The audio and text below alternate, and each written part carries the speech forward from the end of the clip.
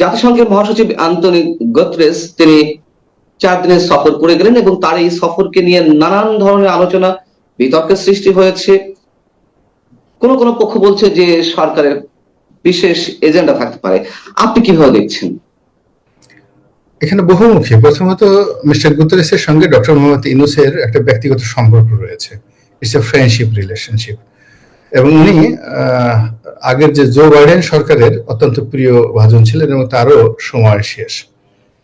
তো আমার কাছে প্রথমত মনে হচ্ছে যে বাংলাদেশের ডক্টর মোহাম্মদ ইউনূস এই মুহূর্তে যে ইমেজ সংকটে রয়েছে, লোকজন তাকে পছন্দ করছে না, ভালোবাসছে না, তার প্রতি বিশ্বাস স্থাপন করতে পারছে না। তো এই মুহূর্তে আসলে তাকে কিছু একটা শো করতে হবে। তো জাতিসংঘের মহাসচিব বাংলাদেশে এসেছেন, তার সঙ্গে হাত ধরাধরি করে হাঁটাহাঁটি করেছেন, এটা ওনার একটা মার্কেটিং পলিসি হতে পারে। সত্য মিথ্যা আমি জানি না, এটা হতে পারে। 2 নম্বরে যেটা হলো যে ডক্টর মোহাম্মদ ইউনূসকে এই মুহূর্তে ব্যবহার করে মার্কিন কতগুলো এজেন্ডা বা জাতিসংঘের কতগুলো এজেন্ডা এখানে বাস্তবায়ন করার জন্য একটা চেষ্টা হতে পারে। আপনি হয়তো জানেন যে 2011 সন থেকে যখন এই রোহিঙ্গাদের সমস্যাটা শুরু হলো, এটা মূলত একটা আন্তর্জাতিক চক্রান্তের অংশ হিসেবে এই ঘটনাটা ঘটেছে। এটি যে কেবলমাত্র মানে ওই আরাকান রাজ্যে রোহিঙ্গাদের সঙ্গে বৌদ্ধদের এবং আরাকান আর্মির যে সংঘর্ষ এবং তার সঙ্গে মিয়ানমারের সংঘর্ষ, এটা নট লাইক দ্যাট। এর সঙ্গে ভারত জড়িত, এর সঙ্গে চীন জড়িত এবং এর সঙ্গে পশ্চিমারা জড়িত। এবং দীর্ঘদিন ধরে এই এলাকাতে একটা নো ফ্লাইং জোন এবং একটা সেফ জোন তৈরি করার জন্য পশ্চিমারা তৈরি করেছে। এবং অনেকটা এটা যাকে বলা হয় যে ইন্দোনেশিয়াতে যে পূর্ব তিমুর তারা তৈরি করেছে গুসমাওয়ের নেতৃত্বে, সেই পূর্ব তিমুরের আদলে এই এলাকাতে একটি জোন তৈরি করতে চাচ্ছে পশ্চিমারা। এটা তাদের দীর্ঘদিনের একটা প্ল্যান। প্রধানমন্ত্রী শেখ হাসিনা যে বিষয়ে আমাদেরকে ইঙ্গিত দিয়েছিলেন সেটি মোটামুটি সামনে চলে আসছে, এরকম বিষয়টি? এটা আমি বলতে পারবো না। সাবেক প্রধানমন্ত্রী হয়তো বলেছেন, তার কাছে তো অনেক তথ্য ডাটা থাকে এবং ওনার একটা অনেক বদ অভ্যাস ছিল। তার মধ্যে একটা সু অভ্যাসও ছিল যে উনি টাস করে অনেক কথা বলে ফেলতেন যেগুলো অনেক সময় নিজের বিরুদ্ধে যেত।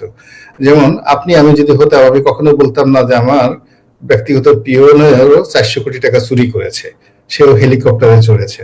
কিন্তু বাস্তবতা হলো শেখ হাসিনা এই সমস্ত কথাবার্তা বলে ফেলেছেন। তবে এখানে আমরা যেটা দেখলাম যে উনি আসার প্রথমত কোনো কারণ ছিল না, এই মুহূর্তে কোনো কারণ নেই ওনার। উনি কেন এলেন আর কেন গেলেন এটা নিয়ে উনিও কিছু বলতে পারবেন না, আমরাও কিছু বলতে পারছি না। বিকজ আপনারা জানেন যে আগে পার হেড জাতিসংঘের পক্ষ থেকে বরাদ্দ ছিল $20। এখন নতুন ডোনাল্ড ট্রাম্প আসার পরে বরাদ্দ কমে এটা এখন $8 চলে এসেছে রোহিঙ্গাদের। $12 ছিল, সেটা অর্ধেকে নেমে এসেছে $6 হয়েছে মাথা পিছু পার মান্থ। হ্যাঁ, ওরকম মাথা পিছু পার মান্থ এরকম চলে এসেছে। এখন এখানে এই অবস্থাতে তো ওনার আসার কথা না, বিকজ উনি তো এই সময় টাকা বাড়িয়ে দেওয়ার সংবাদ নিয়ে আসেননি। 2 নম্বর হলো যে এখন মায়ানমারের উপরে জাতিসংঘের 1% দূরের কথা, কোটি ভাগের 1 ভাগও কোনো নিয়ন্ত্রণ নেই। তো মায়ানমারের আরাকান আর্মিদের সঙ্গে তার কোনো সম্পর্ক নেই। নেপিদো সরকার যেটা জান্তা সরকার, তাদের সাথেও জাতিসংঘের কোনো সম্পর্ক নেই। তারা আমেরিকা এবং জাতিসংঘকে যাকে বলা হয় একটা পশমের মতো মনে করে না। তো সেই ক্ষেত্রে তারা যদি বাংলাদেশে এসে থাকে তাহলে এটা বাংলাদেশের তো ডেঞ্জারাস যে বাংলাদেশকে বন্ধু হয়ে বাস দিতে আসছে। তো এরকম এর মধ্যে আবার দেখা গেল যে বিএনপির সাথে যে বৈঠক হলো, সেই বৈঠকে তো বিএনপি খুবই হতাশ। বিএনপি সেটা কল্পনাই করতে পারে না যে ওনাদের সাথে আমাদের বৈঠক কেন হলো, ভদ্রতা করে ডেকেছেন, এই জন্য ভদ্রতা করে তারা গিয়েছেন। কিন্তু বৈঠকে যে সমস্ত কথাবার্তা হলো বিএনপি ভদ্রতা করে বলেনি, কিন্তু তাদের বিএনপির মনে হয়েছে যে তারা সম্ভবত বর্তমান সরকারের কোনো এজেন্ডা বা রিকোয়েস্ট এটা বাস্তবায়ন করার জন্য মূলত মিস্টার গুতেরেস এখানে এসেছেন। এইরকম অবস্থা। তারপরে তার যে কর্মকাণ্ড আচরণ এগুলো অতি নাটকীয়। যেমন ডক্টর মোহাম্মদ ইউনূস সেখানে টুপি পরে গেলেন। তো নর্মালি ডক্টর মোহাম্মদ ইউনূস কোনো শুক্রবারে টুপি পরে কোনো জুমুর নামাজে গিয়েছেন আমরা এখন পর্যন্ত দেখি নাই। যে বাইতুল মোকাররমে নতুন খতিব সাহেব আসলেন, তো উনি একটু কেমন ওয়াজ করেন, যাই একটু এই শুক্রবারটা বাইতুল মোকাররমে নামাজ পড়ে আসি, উনি তো সর্বজন শ্রোতা।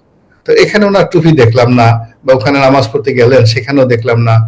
তারপরে হঠাৎ করে তিনি সেখানে টুপি পরে সেই ইফতার করতে গেলেন। এবং আশ্চর্য ব্যাপার হলো যে রাজনীতি এমন একটা বিষয়, এটা যদি একবার কাউকে টান মারে, ওকে কবর ছাড়া এর থেকে আর মুক্তি নাই।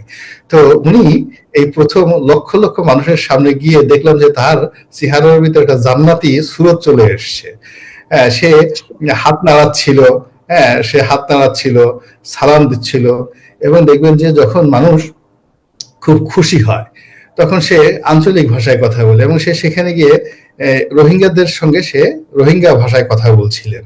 ইট মিনস এই যে 15 লাখ রোহিঙ্গা, এই 15 লাখ রোহিঙ্গাকে ডক্টর মোহাম্মদ ইউনূস এবং মিস্টার গুতেরেস তাদের সম্পত্তি মনে করছেন, অ্যাসেট মনে করছেন, নট লায়াবিলিটিস। তাদের আচার আচরণে ওটা মনে হয়নি, মনে হয়েছে তারা এটা একটা সুযোগ, এটা একটা লায়াবিলিটিস নয়, এটা একটা তাদের অ্যাসেট। এবং এই অ্যাসেটটাকে জাতিসংঘ এবং ডক্টর ইউনূস আগামী দিনে তাদের রাজনীতিতে, তাদের ক্ষমতার জন্য এবং তাদের স্বার্থ জন্য অথবা বাংলাদেশের স্বার্থের জন্য এটা যে কোন মেরুকরণে নিয়ে যায় এটা আমরা এখনো পর্যন্ত বলতে পারছি না। বাট লক্ষণটা দুজনে কি এটিকে ব্যবহার করছে, রোহিঙ্গা ইস্যুটাকে, মানে অ্যান্টনি গত্রেস এবং আমাদের প্রধান উপদেষ্টা দুজনেই এইটিকে ব্যবহার করছে?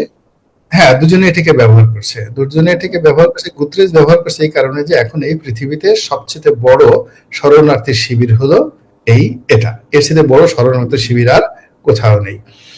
এখন এই শরণার্থী শিবিরকে কেন্দ্র করে জাতিসংঘের একটা রমরমা ব্যবসা, তারা প্রচুর টাকা পয়সা এখান থেকে বিশ্বের বিভিন্ন দেশ থেকে আনে, ইউএ থেকে আনে, সাধারণ মানুষের কাছ থেকে আনে, বিভিন্ন সরকার থেকে আনে। এখন এখানে যদি ক্রাইসিসটা বাড়ে এবং এটার গুরুত্ব বাড়ানো যায় তাহলে এখানে তাদের ব্যবসাটা স্থায়ী হয়। কিন্তু এই প্রকল্পটা যদি বন্ধ হয়ে যায় তাহলে জাতিসংঘের হাজার হাজার লোকের চাকরি হারাবে।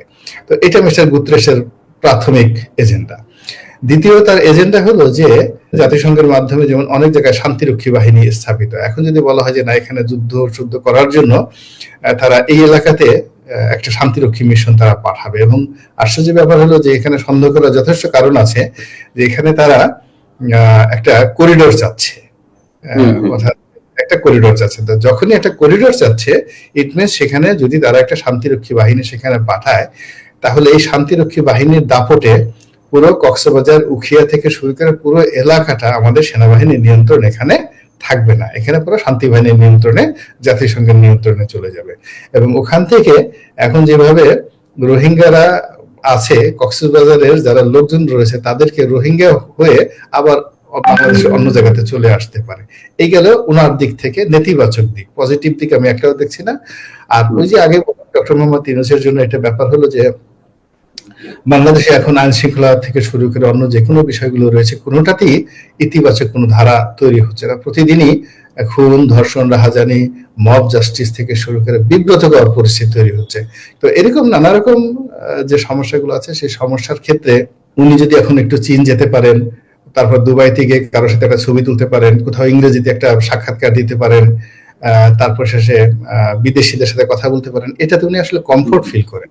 উনি আপনার সাথে একটা সাক্ষাৎকার দিতে বা আমার সঙ্গে একটা সাক্ষাৎকার দিতে উনি ভীষণ রকম বিব্রত বোধ। কিন্তু যখনই দেখা গেল অখ্যাত একটি পত্রিকা ভারতের ইংরেজিতে তাকে প্রশ্ন করতে আসছে, hi mister Yunus, how are you, তিনি মনে হচ্ছেন যে আমি জান্নাত থেকে এই মতো আসছি। এবং তার ভিতরে একটা অটোমেটিক একটা মেশিন এর মধ্যে একটা টারবাইন যেটা আছে এমন ঘোরা শুরু করে দেয়, তার চেহারা শুরুতে একটা নুরানি জিল্লতি চলে আসে।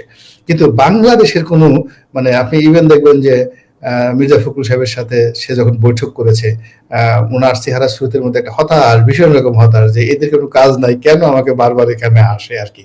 কিন্তু যখনই দেখা গেল জাতিসংঘের কোনো একটা লোক আসছে, এমনকি একটা রাষ্ট্রদূত আসছে, ভারতের একটা ডিপুটি হাই কমিশনার ওনার সাথে দেখা করতে আসছে, যেটা শেখ হাসিনার অফিসে যেতে সাহস পেত না, তো তাদের সাথে তিনি বসে বসে ঘন্টার পর ঘন্টা আলাপ করছেন। তো সেই দিক থেকে তার যেহেতু বয়স হয়েছে, যথেষ্ট বয়স হয়েছে, 86-87 বছর বয়স, তার তো একটা মেন্টাল রিফ্রেশমেন্টও দরকার আছে। সে এত বড় গুরু দায়িত্ব পালন করছে, তো সেই মেন্টাল রিফ্রেশমেন্টের জন্য যদি তার বন্ধু গুতরেস বাংলাদেশে এসে থাকেন, আমার বন্ধুটা অনেক মানসিক চাপের মধ্যে আছে, তার একটু শান্তি দিয়ে আসি। এবং এই যে তিনি প্লেনে করে কক্সবাজারে গেলেন, তারপরে সেখানে তিনি মনের আনন্দে কাটালেন এবং অনেকগুলো আঞ্চলিক ভাষায় কথা বললেন, ইফতারি করলেন, এবং এটা আগামী 1 মাস মোটামুটি তাকে একটা গ্রুমিং এর মধ্যে রাখবে। এরপর আবার তিনি চায়না যাচ্ছেন, হ্যাঁ, এর এই মধ্যে ধরনের। বিশেষ কোনো হিডেন এজেন্ডা কি আছে গোলাম মাওলা রনি? অনেকে বলছেন যে আপনি যে মিটিং এর কথা বলছেন যেখানে মির্জা ফখরুল সহ 7টি রাজনৈতিক দলের প্রধানরা ছিলেন এবং সেই বৈঠক নিয়ে অনেক ধরনের কানাঘোষা রয়েছে। যে মিটিংটি কল করলো জাতিসংঘের লোকাল অফিস রিফর্ম ইস্যুতে, রিফরমেশন, সেখানে সেটি কন্ডাক্ট করলেন সরকারের আইন উপদেষ্টা ডক্টর আসিফ নজরুল, এবং সেখানে সবাইকে ভালোভাবে কথা বলতে দেওয়া হয়নি, তাড়াহুড়া করে শেষ করা হলো। পরবর্তী ছাত্রদের আরেকটি দলের সঙ্গে বৈঠক ছিল এবং সবকটি বৈঠকেই রিফর্ম ইস্যুটাকে সামনে নিয়ে আসা হলো। অনেকে বলছেন যে এটি এই সংস্কার ইস্যুটা তার মুখ থেকে বের করে এর গুরুত্বটা বোঝানোর চেষ্টা করা হচ্ছিল সরকারের পক্ষ থেকে। আসলে এই বিষয়টি তেমন? এখানে আসলে কোনো পূর্ব প্রস্তুতি ছিল না। ভদ্রলোক যে উনি এসেছেন, উনি নিজেও জানেন না কেন এসেছেন, আবার উনি কি করে গেলেন তাও জানেন না। উনি আসার পরে যেটা হয়েছে, ডে টু ডে এই পরিকল্পনাগুলো হয়েছে। উনি কক্সবাজারে যাবেন, আই এম শিওর, লিখে দিতে পারি যে উনার ওই ভিজিট শিডিউলের মধ্যে ছিল না যে তিনি পাঞ্জাবি পরবেন, তাকে পাঞ্জাবি পরতে হবে। হ্যাঁ, এটা ওনার ভিজিট শিডিউলের মধ্যে ছিল না, কিন্তু ভদ্রলোককে পাঞ্জাবি পরতে হয়েছে, অ্যান্টনি গুতেরেস পাঞ্জাবি পরতে হয়েছে। 2 নম্বর হলো তিনি সেখানে গিয়ে ইফতারি করবেন, ইফতারি করবেন 1 লক্ষ লোকের সঙ্গে। এটা উনি আসার পরে প্ল্যান হয়েছে এবং এরা করেছে বাংলাদেশে, কিন্তু জাতিসংঘের পক্ষ থেকে করা হয়নি। দ্বিতীয়ত আবার এখানে যে পলিটিক্যাল পার্টির সাথে যে বৈঠকগুলো হয়েছে, সেই বৈঠকেও জাতিসংঘের মাস্টার প্ল্যান এটা হয়েছে, আমার কাছে সেটা ব্যক্তিগতভাবে মনে হয়নি। এর কারণ হলো যে এটা বোঝার জন্য খুব রকেট সায়েন্টিস্ট হওয়ার দরকার নেই।